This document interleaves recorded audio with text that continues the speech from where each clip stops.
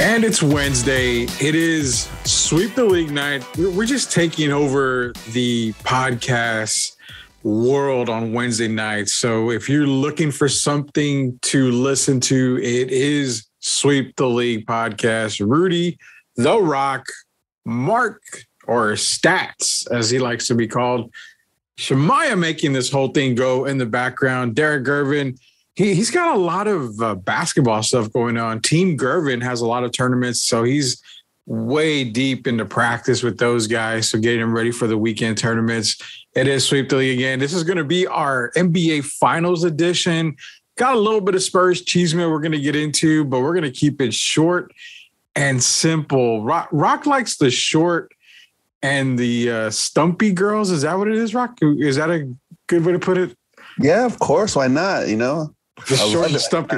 Now, okay, so we're not there's no fat shaming. Stumpy's not fat shaming at all. I mean, I'm fat. I used to say I'm big bone, but I'm just plain old fat. No, Rudy, you're not fat, man. No, I am. I am, because even though I've lost weight, it sucks. I wake up in the morning, I go into the shower, take a shower, get out, the mirror's there. I wipe the steam off the mirror, and I still got those orangutan tits just hanging and dangling down, and I just can't deal with it anymore. So I've got to go to Schlitterbahn this Saturday. So I'm going to be shirtless, I thought, but after seeing that National Geographic picture in the mirror this morning, I'm definitely going to go get me a tank top to go with the swim shorts that I've got. So, but enough of the, like I said, the National Geographic stuff. How you guys doing, Rock? Rock, are you okay? Because you sent me a video of you bowling, trying to get recruited to the PBA tour, which I've bowled on the regional tour. I've been to a couple of actual PBA events, but you got one strike. You think one strike's going to get you anywhere in the world of bowling? Yeah, of course. But I mean, before I go on about my, soon to be famous professional career, I think you should go shirtless. To me, who gives a fuck of what you're wearing? As long as you feel good in your body. I mean, maybe you do, maybe you don't, but as long as you're healthy, that's all that matters. I'm healthy, but yeah, exactly. That's what all matters. Okay, so I'm married. I definitely am married, happily married, got a kid. So I really don't have to impress girls. Yeah. But it's the same. It's like the concept in your head, like, oh, yeah. You want to go to a water park. Yeah. You don't want your titties flapping in the water. I don't want that at all. And I don't blame you, man. I used to, be, as they say, fat. And when I was probably from 12 to 16, and when I go to the pool, I would just keep my shirt on. Now, like, I guess you can say I'm stocky, but I'm not like, six pack, looking like Zac Efron, more kind of like, just a stocky guy has like a little bit of dad stomach in a way, but it's just like when I take off my shirt, I'm like, I don't care. It's like I'm only for a couple hours, I was about to ask you, what kind of six pack are you talking? Like a six pack of cores or a six pack of muscle? It's like a six pack of Mr. Pibb, I think is what it is. No. A six pack of Dos Equis, man. That's what it's looking at. Yeah, a little bit of lime on there. There you go. Yeah, put some chamoy and tahini. There you go. There you go. Okay, so you just mentioned beer real quick. I actually tried Yingling Flight last night. Yeah. And I've been drinking. Okay, so I've been drinking Ultra because it's like 94 calories, and I found out that Flight is the same amount of calories. Holy balls, man. Flight is amazing. Yeah, it's pretty good. Compared to Ultra, I mean, Flight just goes down so much smoother. I was befuddled when I drank it. I mean, that's definitely another beer. Yeah. Have you tried Troy Aikman's beer?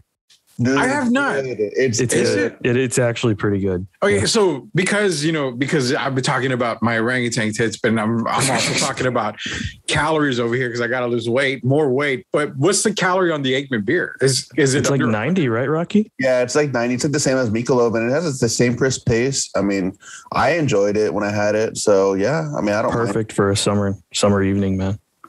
Yeah, because I don't have the body of Mark or Shemaiah. I mean, you and I, Rock, we've got the stockiness, the stumpiness. We've got the log body. But when you look at Shemaiah and Stats, I mean, I'm willing to bet you. I know Shemaiah. Shemaiah's probably got the body of Zeus, and he just doesn't want to say anything. Shemaiah's a stud, man. Yeah, Shemaiah's definitely compared to all of us. Stats, on the other hand, I'm gonna say, we've worked with Stats for a while. I bet you Stats could pull all the women in at Schlitterbahn if he went shirtless. I think he's got more than a six-pack. What do you think? Y'all are being too kind, man. Washboard abs? Is that what it is? Is that what you guys call it? That's why you were big close to the studio all the time. You don't want to show off. Yeah, that's what I'm saying. That's what I'm saying. I hope Shemaiah's probably going, man, this is going way off the rails. We got to get back into some NBA talk. This is the heart of Sweep the League, man. Oh, yeah, this definitely is. All right, so we're going to get an NBA talk. Hey, hold on. Oh, here we go. I knew it. Here we go. What do you got? Man, I'm a skeleton. I'm on the scene, bro. I see. Shemaiah's a corpse. You talk about a hard body. Oh man, mess around, get shanked with my skeleton. Oh man, if Shemaiah gives you a hug, you're gonna get poked, man.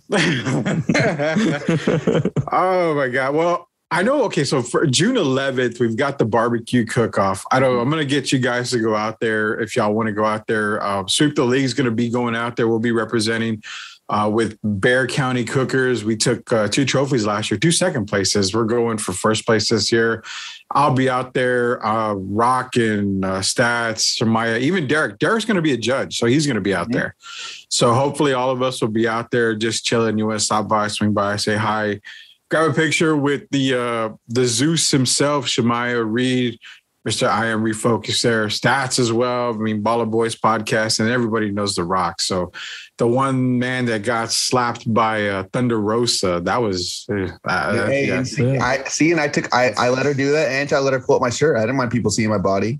So, yeah. Hey, man, you got slapped by the current AEW Women's World Champion. You need to put that on your Twitter resume and every resume. You got slapped by the AEW World Champ, a Women's World Champ. The stats is right. Wow. Okay. Anyway, all right. Speaking of champions, man, we're about to crown a champion in the NBA. We're heading into game 1 tomorrow. We're going to get just fly right into it. I want to know who you're taking. And I want to know who you think the MVP of this series is. So I'm not even going to go first, man. I want one of you guys. I'm going to flip a coin. The coin says Stats. I want Stats. Stats gets into the numbers. He gets into the thick of things. Rock gives you that, that cutting edge. I come in and I squash all the bullshit and I give you the right answers. So we're going to get Shemaiah's too. Stats. You got Boston. You've got Golden State. Golden State can shoot the lights out. Boston is a very good defensive team. Plus, they got 2 scorers that can match up with Steph and Clay. Is this a 7-game series? What do you see for this NBA Finals coming up? And I think we're going 7 here. I think we're going 7, and I think Boston's going to take it. You're going for the Boston bandwagon now. You're jumping on the Boston bandwagon with me. It's a rather ravishing choice. It's a ravishing choice. I got plenty of. It don't matter, man. I got plenty of room. I bought the entire train for all you Boston people that want to jump on. So I mean, I didn't have a horse in this race because my pick. I mean, technically, at the beginning of the season, we all had very different picks. Like, going back to when Sweep the League was on radio. So, yeah, we're starting fresh right now. If you ask me what I wanted to choose between these 2 teams, I'm going to go with Boston, man. I can't remember because I think I took. You changed. You had the Suns. No, I had the Suns. I either had the Suns and I had the Suns and Bucks in the finals again. And I took the Suns. I had Warriors. Yeah, that's still better than mine. I had Lakers and Bucks. Rock had the Warriors, right? He did have the Warriors. So one of his teams is in there. Too bad they're not going to win. But one of the teams is still who did you have, Shemaiah? The Pistons and the Warriors? Or Shemaiah. Wow. I'm sorry. I don't kiss butt on this podcast. We don't need any of that, man. There's no ass kissing here at all, man. At all. So Mark's going on the bandwagon. Mark's pulled up to row 1, seat 2, right next to me on that bandwagon, that Boston bandwagon. If Rock is, what do you got? Yeah, no. I was just gonna say real quick before we go. Main reason is like the Warriors, they look daunting on paper and they have a lot of talent on offense. They're a good defensive team too. Both of these teams are the top two offensive and defensive teams in the playoffs so far. Like, I mean, even dating all the way back to when the playoffs started. So it's rather impressive that both of them made it to the finals. But I think Boston's defense is going to suffocate the Warriors. Wait, does Mark have a twin? Does Mark have a twin? Because there was another podcast. I heard a different answer. Oh, what podcast is that? Are we talking? Oh, no, you got to Google it, man. Because I'm hearing two different answers. We're talking about the Baller Bowl. Well, are we talking about for those of y'all who are listening, there's only one personalities, man. There's only one way to find out. I guess you could go take a listen to the Baller Boys podcast. Yeah, Baller Boys podcast. That is Stats and Shemaiah's right there. Rock and I have been a guest on there. The absolute best basketball podcast out there. Go take a listen, 100%. And you can see if Stats is playing yo-yo, going back and forth, up and down with these teams. I mean, he swore earlier that the Spurs were going to come out of that play-in game and be the champions. I remember that hands down. I remember that. Yeah, that is true. But that's all I got. Big Rock, man. I know you got a lot to say about this series. Yeah, Rock. Steph's going to shoot the lights out. Clay's going to shoot the lights out. Draymond Green's going to do a line of coke and be the man he is. What do you have, Rock? No, I mean, this series is going to be really interesting. I know although I did pick the Heat, and you were right about Celtics winning, it's very exciting. This matchup's going to be a real fresh matchup.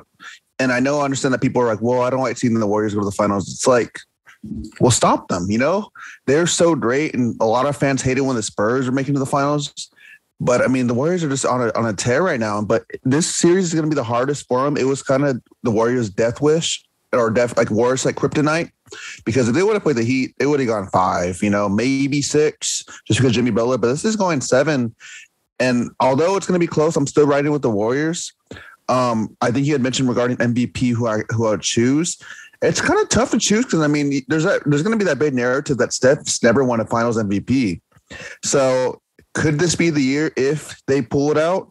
But I mean, because of right now, the final MVP odds have him plus 110, and the second best odds are Jason Tatum 175. But a lot of people are kind of writing, what if Klay Thompson gets high? He's at a plus 1400. So could this be the year that Steph kind of changes that narrative of him getting the Finals MVP is going to be interesting? I mean, people bring back the fact that AD won it, KD won it. So I think it's going to be a really good series. But I'm still riding with the Warriors, man.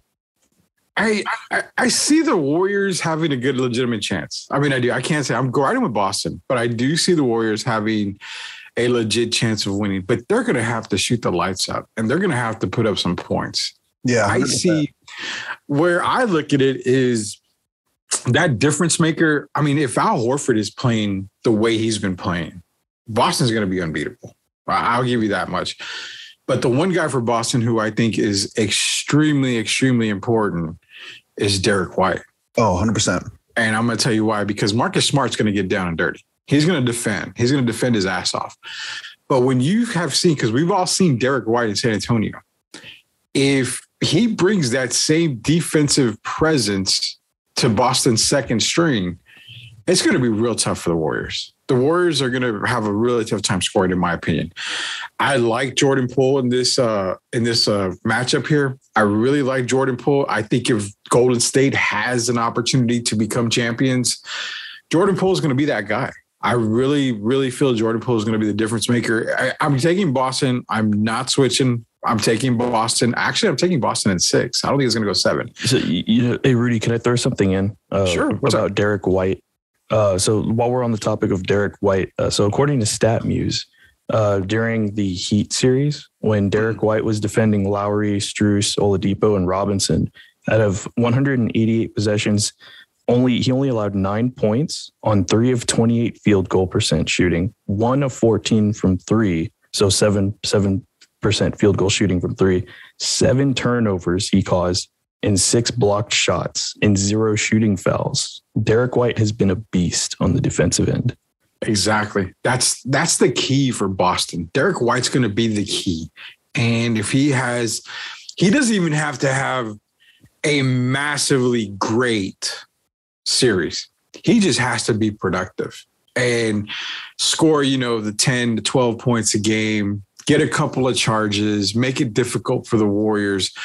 Where I feel the Warriors are going to be in trouble, I'm going to say Draymond Green, man. I have a feeling that Boston's going to be able to get into his head. He's probably not going to get some calls. The Warriors are going to be a little frustrated.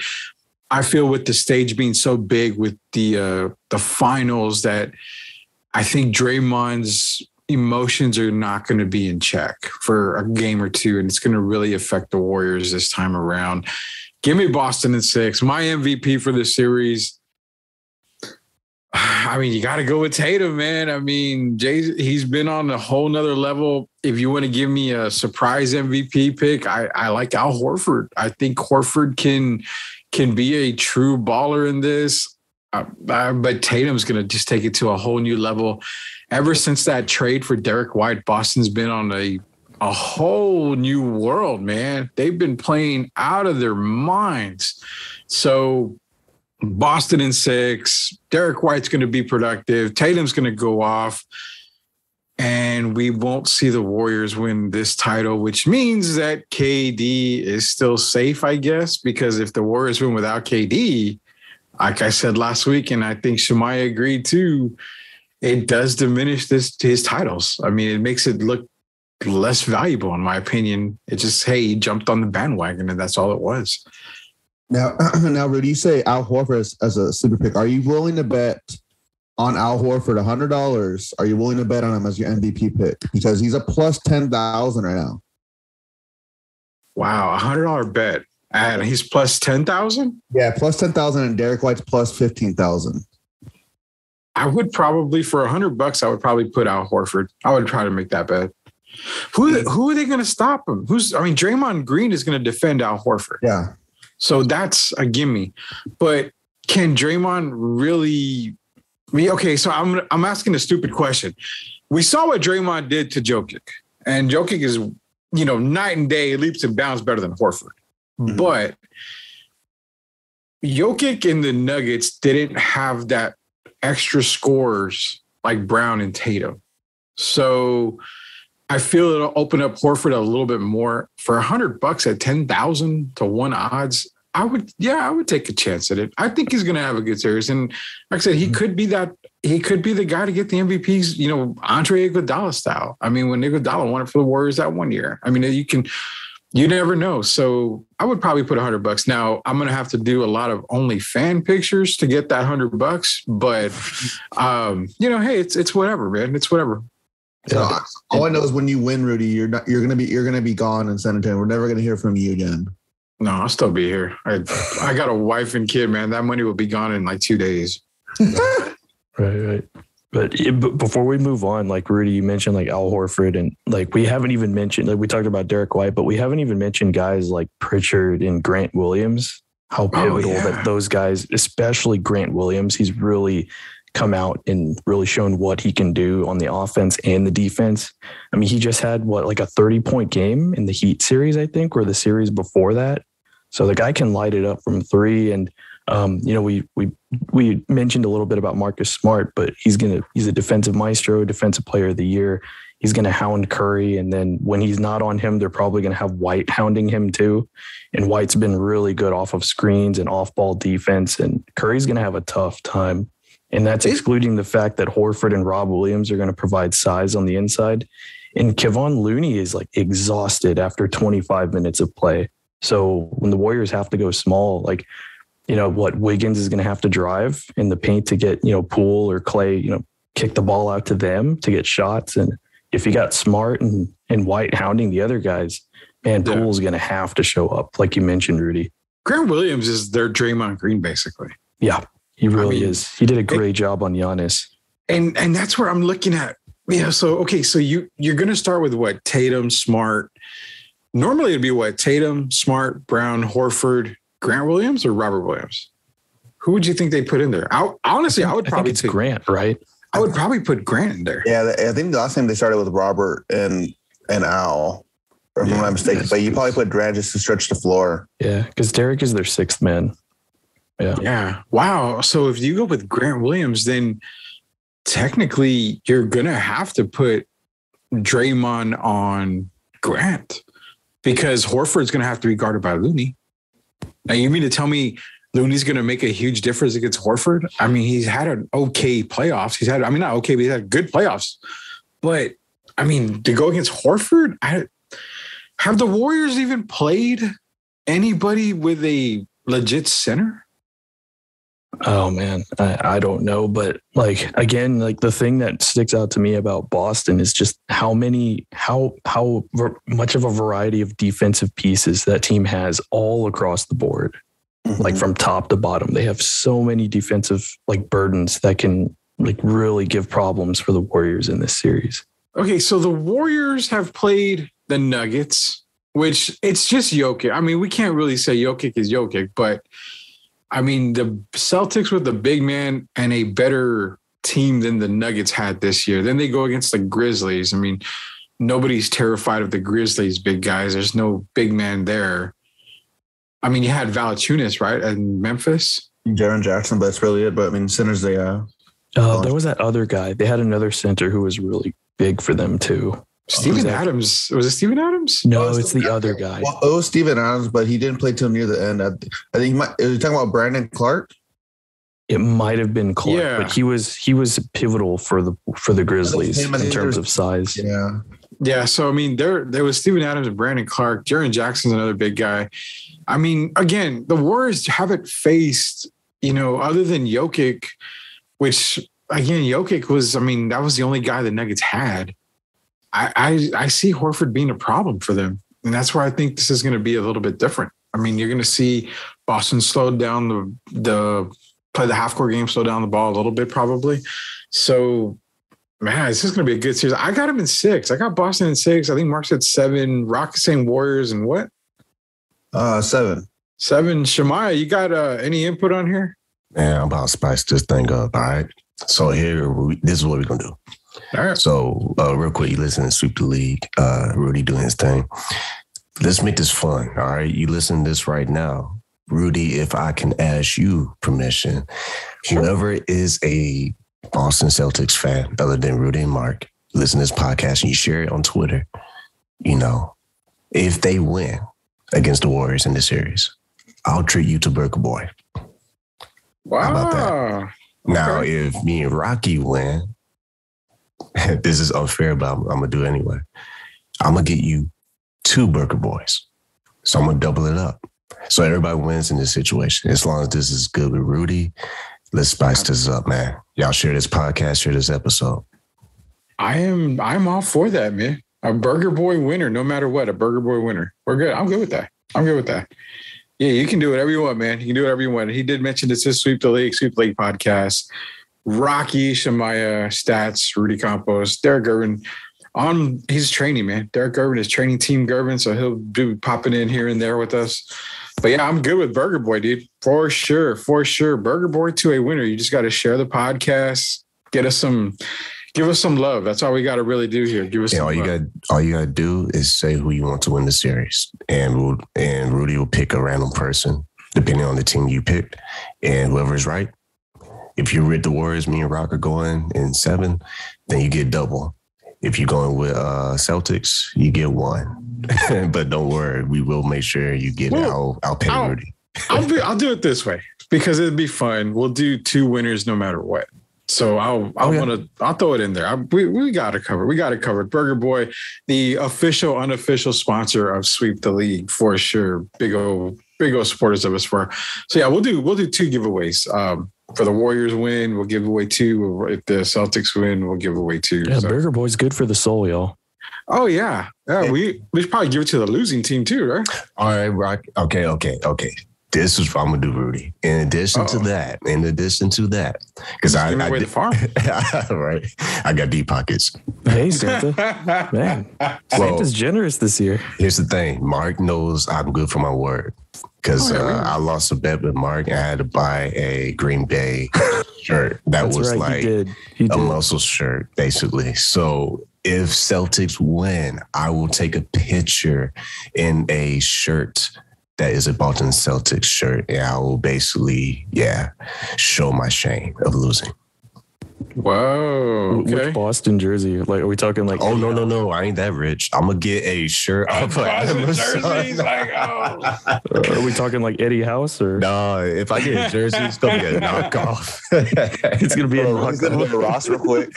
Look, I'm not going to get food and the official jersey. We're going to see Shemaiah roll up in a Dino Raja jersey.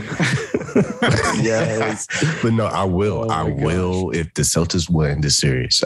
In addition to the food, I will also get a T-shirt off of Amazon. I'll wear it. I'll get it in advance if it looks like they're about to lose.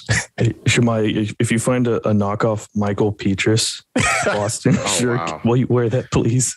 I don't think it's such a good idea to wear another team's jersey. I've heard that's been a bad thing going around in San Antonio for something. I don't know. I won't wear it in public. It'll be a selfie. Rock, what do you got, man? You were going to say something there. I was going to say he should do Brian Scalabrine, man. You know, the legend. Oh yeah, the legend. Or a white red mamba. Oh, it was a red mamba. Was it? Yeah, I think it's the red. Yeah, one. the red mamba. Dude. What the hell was Matt Bonner, though? Was it Matt Bonner the red mamba? And I think Scalabrine might have been the white mamba. I don't remember, man. I thought Scalabrine was the red mamba. We got to look that up. We'll figure it out. We'll figure that out later. Yeah, Andy Dalton's the red rifle. Okay, Dalton. Well, yeah, nobody cares about Andy Dalton. His Christmas story. I don't know, man. The Saints. Ain't worried about that guy. I don't know, man. Saints fans are getting hyped. It's Saints fans. Come on, dude. Yeah. You just give them. You give them a few liquor and beads, and they're hyped for everything. I forgot he went to New Orleans. Wow. The Saints are making the playoffs, man. Now you know why Drew Brees wants to come back, because they literally don't have shit in New Orleans anymore. They're trying to keep Michael Thomas. Well, it might be better than Drew Brees at this point, though. Oh, no. If Drew Brees stays retired, Andy Dalton's their best bet. I mean, who are they going to? I'm surprised Jameis Winston still has his fingers after saying he wants to eat a W that one time. I mean, that was the most craziest dumb shit I've ever seen. Speaking of dumb shit, man, Spurs Chisme, Rock. You got any Chisme for the Spurs fans out there? Yeah, dude. Supposedly, I don't know if it's like I seen a report saying from a Cleveland writer that Spurs front office likes Colin Sexton. He's going to be a restricted agent this summer. He could be one of those free agent players that fans are really, vouching for. You have the Zach LaVines of the row, the Aidens. I want to get y'all's thoughts, man. If we strike out, or as in the Spurs front office strikes out on LaVine and Aiden, would you pursue Sexton? Do y'all think he'd be a good fit? Stats. I want you to start on this, man. I think just a lot of people know how good, Sexton is. And, of course, right now he might not be, well, like with his current team, he's kind of taken a back seat to the other guys that have shined there. But I don't see why not. The guy's still young. He's got a lot of potential. If he does go to the Spurs, the Spurs are one of the most trusting systems as far as developing players. So I don't see that being a bad thing at all. And of course, Pop loves, developing these younger guys and getting the best out of them. And those younger guys deserve that type of wisdom and tutelage so that they can get the best out of themselves earlier on in their career. Look at Derrick White, But you're talking about a 6'1" guy, a point guard at that. So then you go back to the problem we had earlier, last year and the few years back. You've got a backcourt of Derrick White and, DeJounte Murray. Now you're going to go DeJounte, Colin Sexton. I've seen people talking about this, and this is in the wonderful world of Facebook. Somebody says, trade so-and-so, get Sexton here. Oh, the armchair GMs. Armchair GMs, man. And they say you bring Sexton off the bench. And I'm thinking, Colin Sexton is not a guy you want to bring off the bench. He's a starter in Cleveland. He's averaging 16 points a game. That's not a guy. He's not Manu Ginobili, put it that way. He's not a guy that's going to say, I'm going to go to San Antonio to ride the pine when I can stay in Cleveland and be starting next to Darius Garland. There's no reason why I think, we should probably look at him. I get the hype for him. I kind of like it in a way, but I don't see it being a really good backcourt. The only way I see it happening is if you really are moving on from DeJounte Murray and you're landing a massive player in return. Then I could see something like that happen. Now, if you're Cleveland and you want DeJounte and you're looking at that number 9 pick and you say, hey, we're more than happy to give you Sexton and Evan Mobley. Oh, that would be fantastic. Do you really say, well, I don't know about that? I think, and even at that, with DeJounte's contract with the number 9 pick, considering Sexton is still on a rookie deal, Mobley's on a rookie deal, you could even, if you're the Spurs and you want to get greedy, you could go, I want Sexton, Mobley, and Larry Markkinen. That would be... I like that haul, actually. That would be instant, not success, not championship, but that would be instant core right there. Now, you would give up the 9th, but you could also maybe get Cleveland's number 1 in return, possibly. I doubt it. But, I mean, at 20 and 25, you can still go out there and get some really good players. God, and you get all that potential in that bundle, too. Like Sexton, I mean, he plays shooting guard, too. So, I mean, you got Mobley. And I always thought Markkinen would have been a great, Spurs type. Oh, man, I love Markkinen. I've loved him since his days at Arizona. I've loved Markkinen. Yeah, I always thought he would have been a good fit as a Spurs player. So, I like that. I like this. What do you got, Rock? I was just gonna say, even if you did that trade, I just think, as much as I would want to do that trade, I just don't think they would move on from Mobley, just because to me, Mobley's probably their most prized possession right now on the team. Evan Mobley showed what he did in his rookie season. If we get Sexton and say we trade DeJounte the 9th pick, I can see us getting Sexton their pick and Markkinen, because they would probably want to keep, like I said, Mobley, which I'd be fine with, because you essentially get a pick. Sexton, you get another point guard. He is coming off an ACL, which is unfortunate, and it'd be kind of tough. So we'll have to see how that is. But even though fans would be kind of upset, this guy's coming off a 24-point per game season just 2 seasons ago. He's a scorer at will, probably arguably a better scorer than DeJounte, because they have different skill sets. Watch it. Spurs Twitter going to kick your ass. Well, I'm just saying they have different skill sets. They have, like DeJounte. You think of DeJounte. What do you think of first? Do you think of defense or offense? Personally, I think of defense. I mean, I like him for his defense. Yeah, and there's nothing against DeJounte's game. I'm just saying Sexton has arguably a better offensive game. Is he a better defender than DeJounte? No. But you're going to sacrifice something if you want to get something. That's why you hear, if the Spurs want to move up, they're real high to top 3. The Spurs armchair GMs were like, well, let's just package the 9th and 20 and 25th pick, and maybe we'll get to the top 3. No, why would a team want 3 players, for a top 3 pick?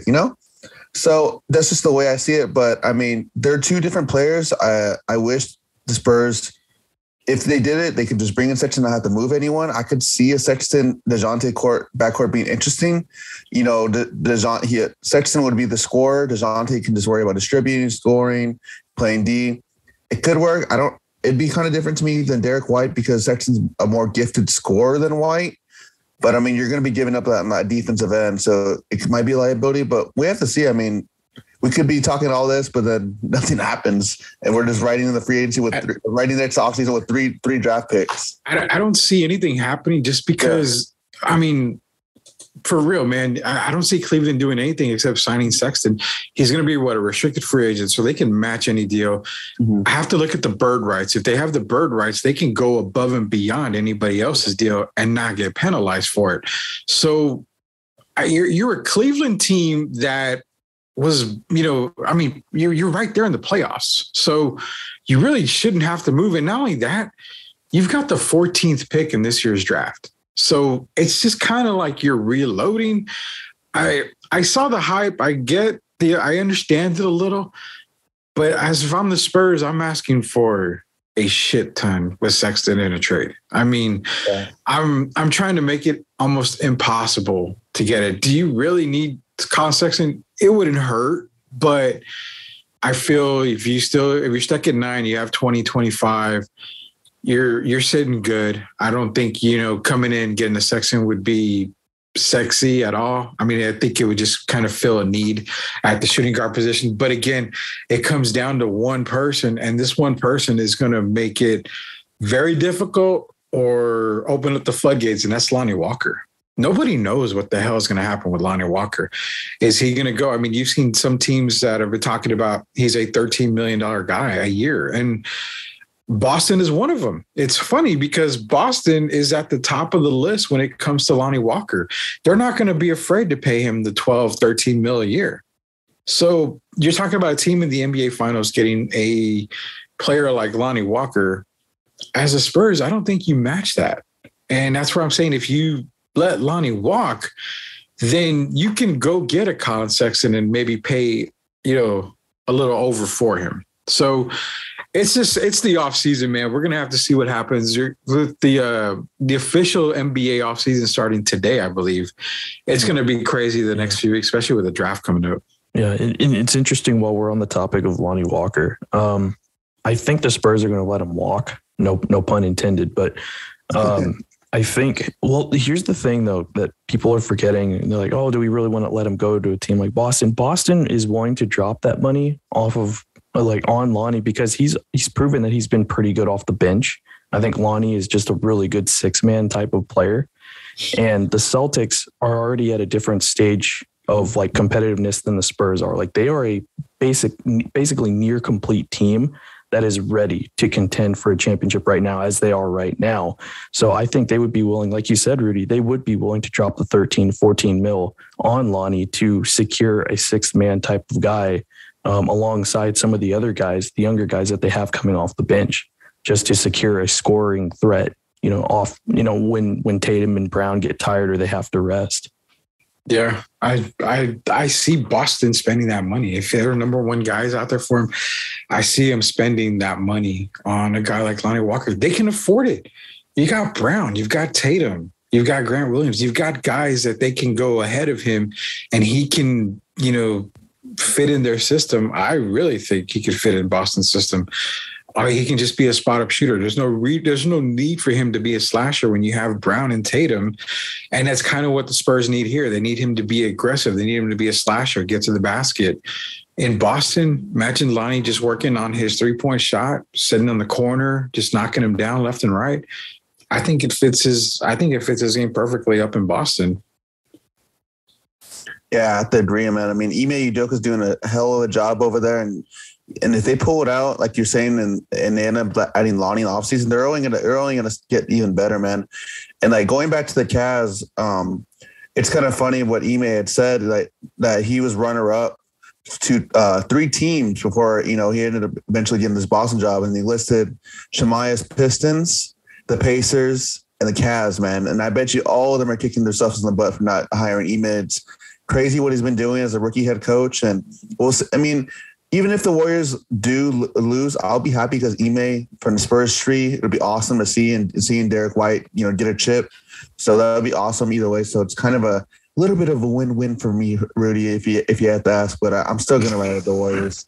Yeah. Mad props to Ime, man, for because remember the Celtics were a mess in the first half of the season. A lot of people forget just how they were right on the outskirts of the playoffs in the East, in the first half of the season. And then they got blown out by the Knicks. And then for the guys to go into that locker room, face themselves, say, we are better than this. We got to turn this around. And for Ime to be able to lead the charge in that is very impressive. Like you said, Rocky, for a rookie head coach, and for him to get to the finals, win or lose, they can hang their hat on this as a successful season. Oh yeah, man. They definitely can. Well, man, we got finals coming up tomorrow. And it's Thursday night. We got our picks in. Me and Mark are on the Boston train, while Shemaiah and Rocky are on the bicycles that are the Warriors. So we're coming to pull into the train station here and get Boston that I believe it's the 18th title in their history. So That would make them the all-time winningest NBA organization, because I think they're tied with the Lakers at 17 right now. So Good job, Celtics. Let's get this W for all the Celtic legends out there. Larry Bird, as aforementioned, Dino Raja, Mark said Michael Petrus. I mean, all these Antoine guys. Walker. Yeah, Michael Antoine Petrus. Walker. Chauncey Billups, man. Who's the former Bruce Bowen. Yeah. Bruce Bowen. Was Bruce Bowen? Yeah. No, he was a Celtic. Yeah, he was a Celtic. I know he was with the Heat. Holy cow, Bruce. Scalabrini, man. Eddie House, Wow. Big Baby, Oh, screw that guy. Big baby.